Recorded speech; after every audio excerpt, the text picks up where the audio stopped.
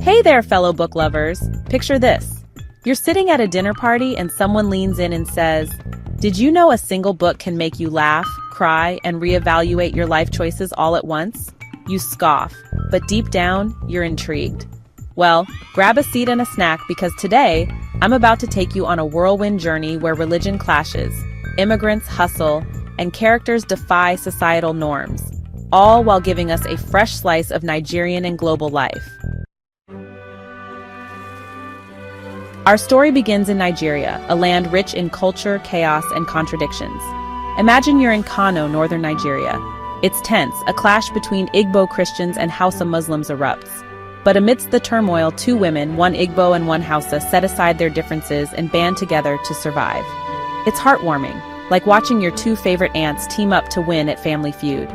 This is the tale of private experience, where humanity trumps hate, even when the odds say otherwise.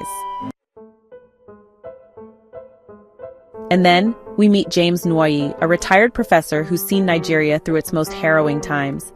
In Ghosts, James reflects on his life after the Biafran War. This man is like your wise grandpa who tells stories so vivid you forget you're eating cold jollof rice. But wait, plot twist. He bumps into a friend he thought died during the war. Spooky? Maybe. Emotional? Definitely. Now let's hop on a plane to America, where things aren't as rosy as our characters imagined. On Monday of last week and the Shivering follow Nigerian immigrants navigating cultural shocks, visa struggles, and the classic game of pretend everything's fine while life falls apart. Spoiler, it's not always fine, but it's relatable. Oh, and the title story, The Thing Around Your Neck, hits hard. Our protagonist wins a visa lottery. Woohoo, right?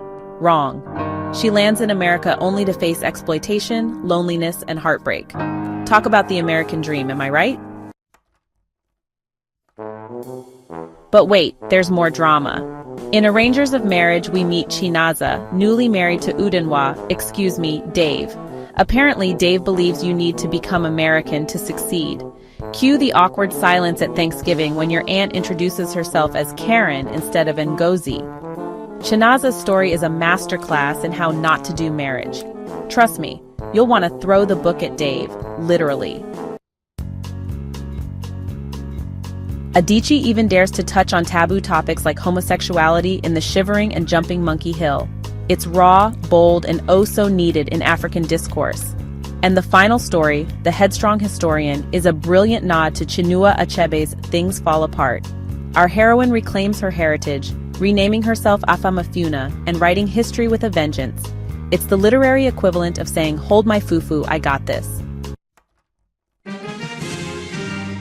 And that, my friends, brings us to the grand reveal, The Thing Around Your Neck by Chimamanda Ngozi Adichie. This collection of 12 short stories is a masterpiece. Adichie is a magician with words, seamlessly weaving Nigeria's history, struggles, and triumphs into stories that resonate universally. Whether she's tackling religious crises, immigration woes, or the Biafran War, Adichie's storytelling is sharp, emotional, and always authentic. Now here's my take. This book isn't as sweeping as Half of a Yellow Sun or as intimate as Purple Hibiscus, but it's still a gem. Each story feels like its own world, yet together, they paint a vivid portrait of Nigerian life.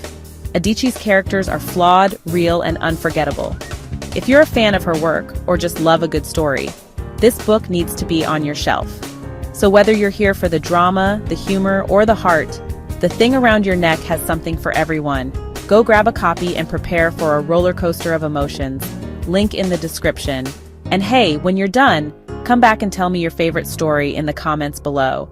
Until next time, keep reading, keep dreaming, and keep discovering the magic in every page. Bye.